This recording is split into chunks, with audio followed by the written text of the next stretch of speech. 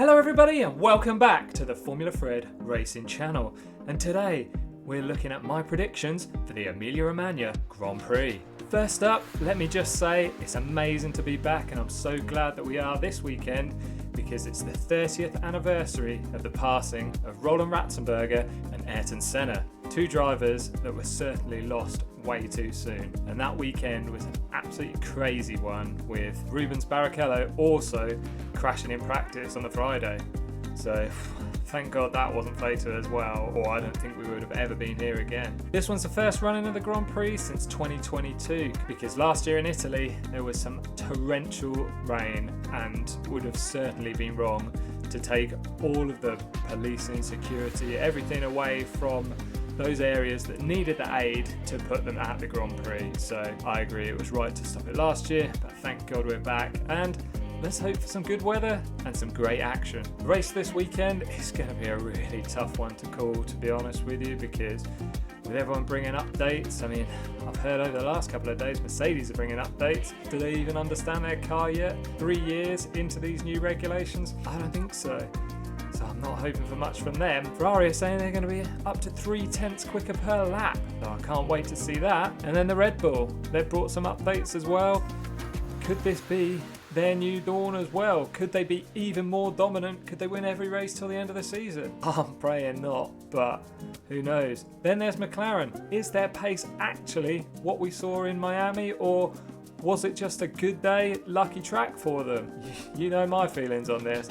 I'm hoping that their upgrades, their B-spec car is just spot on, so that it gives the boys a chance to keep at it and keep at the front. But what we don't want from these updates is one team to be dominant. Even if that is McLaren, I don't want to see it dominate.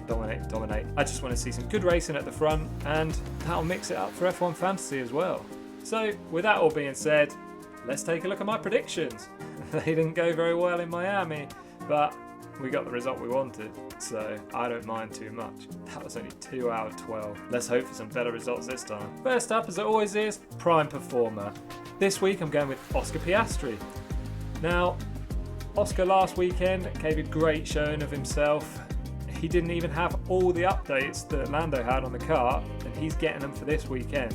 And he out-qualified Lando in sprint qualifying, and he was only 0.1 off him for qualifying in the race. So what's he going to be able to do with the full package? He was holding his own in the race as well until he tangled with Carlos Sainz. So here's me thinking that he's going to have a great race this weekend and be right up there. Mr. Underwhelmer, I'm going with a surprise one here, Alex Albon. The last few races haven't been that kind to the Williams, have they? With them regaining their last place status. And I mean, even Alpine have now scored a point. And Albon was finally beaten by Logan in qualifying. Yes, he got his lap time deleted, but still, they did both set a time. I know he signed a new contract this week, but could that be a bit of distraction? Maybe a bit of complacency? Who knows? I think there are better days to come from the Williams, but this weekend isn't going to be one of them. Pole position, I know I've tipped him a lot of times this season, but we go with Charles Leclerc. I think if the updates are as good as Ferrari are saying, then he's got pole position sewn up. Top 3 time now, 3rd place.